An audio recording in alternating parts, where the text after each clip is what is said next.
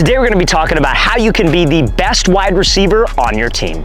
Now, tip number one, you guys, is understanding multiple wide receiver positions. So a lot of guys, what they'll do is they'll just strictly stick to one side of the ball. So let's say you're an outside wide receiver, you're the X receiver, which is the outside receiver on the left. You only know the X position. You are limiting yourself if you have to compete for time with another wide receiver, or maybe you're a backup and a wide receiver spot opens and you can get on the field. You need to know every single wide receiver spot on the field. I'm talking about the X, I'm talking about the L, the R, which is the slot on the left, slot on the right, and the Z. Know every single spot. Now, that's obviously going to come with some studying that you have to do. You have to study your playbook, and you have to know your playbook extremely well. You should almost be like a quarterback in that sense. So some things that you could do to memorize a playbook, study a playbook, because I know a lot of you guys ask questions about that, and you see them, I see them all the time in the comment section. Something you should do is get a set of note cards, and on one side of the note card, draw out the name of the play.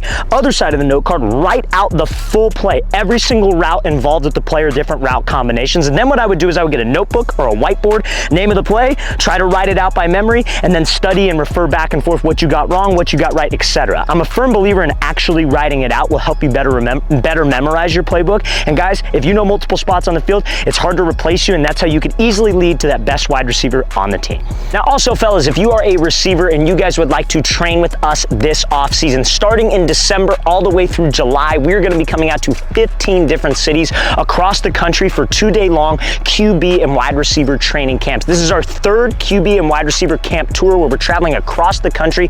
All of our camps this past year sold out within the first 2 to 3 months of us announcing the date. So guys, if you want some more information on that and want to see the different states that we are traveling out to, check out that very first link in the description below. Again, very first link below. All of our dates are listed. You could sign up there and make sure you grab your spot, because all of our spots will fill up very fast. Now, to be the best wide receiver on your team, you have to have multiple ways to run a specific route. So let's use a corner route, for example. So let's say I'm running a corner route. Let's say it's like a 10-yard break. I'm coming out of the slot wide receiver position. Let's say the break is off of your third inside step, right? So whenever wide receivers run routes versus zone coverage at a higher level, I'm talking like collegiate level, professional level, they're not running routes off of yardage. They're not looking down, okay, I'm at 10, let me cut. And a lot of you young wide receivers do that. What wide receivers do at that higher level is they run routes off of steps. So this is my inside foot. They only count inside steps as we are moving. So set, go, we come off. That's my first inside, second inside, third inside, and I cut off of the third inside to the corner. Now, that's one way to run the corner route, but to be the best wide receiver on your team, you have to have some creativity to what you're doing. So instead of breaking off of your third inside, maybe we start the break on my third outside and work a move at the top called a rocker step. So I come up, set, go. That's my first,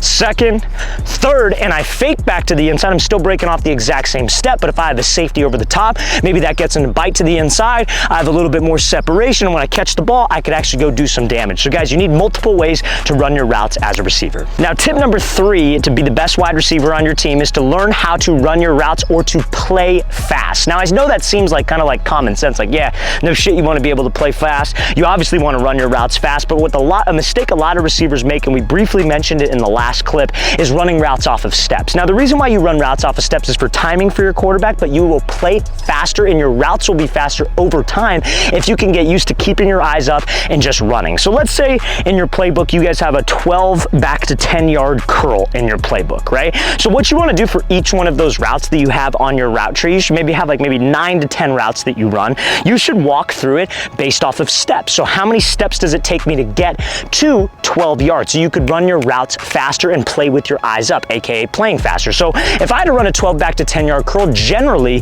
this is going to be a break off of your fourth outside step. So set, go, we come off. That's my first outside, second outside, third outside, fourth outside. So I don't got to look down to see, oh, am I at 12 yards? I could play with my eyes up. I could run hard. I could so vertical to get that DB to backpedal, and then I could just put the brakes on. And that's what all great wide receivers are able to do. They're able to change direction suddenly with no indicators, and they're able to play fast. So make sure you practice running your routes off of steps. Now, the next thing that wide receivers have to do to be the best on their team is build releases off of each other. So we're going to give you a great example of doing that. So what do I mean by building releases off of each other? I mean like making things look the same at a certain point. So let's start with the split release, and then we're going to get into something called a split diamond release. So let's say 2 of the most popular routes that you'll have to run as a receiver, I'm assuming in high school, is going to be a fade route and then a slant route. So if you have press coverage, you want to make those 2 routes versus press coverage look for the most part similar. So let's say you have inside shade press, right? And you have to run a fade. Something you can do is a split release. That's where you take your front foot and you move it out, and you take your back foot and you move it straight up. So both feet make contact with the grass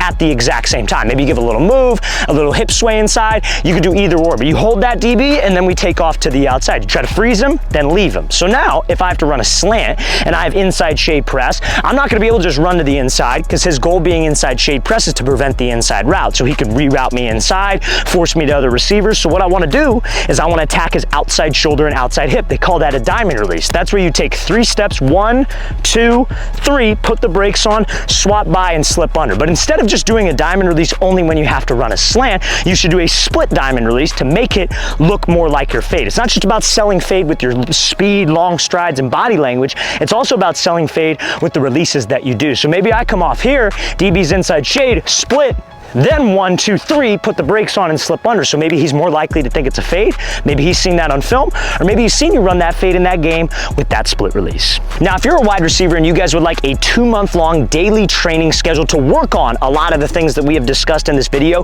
check out that second link in the description below for our ultimate wide receiver training package. Again, guys, it's 2 months of wide receiver on-field drills all mapped out in a schedule for you, like Monday this, Tuesday that, give you the exact sets and reps, and we give you a video example of each drill that you can do. Plus, we include an 8-week gym workout schedule, the same exact format, and then we also include a 4-week speed development program because speed is obviously important to be the best wide receiver on your team. So guys, want some more information on that? Check out that second link in the description below. Let's get back to this video.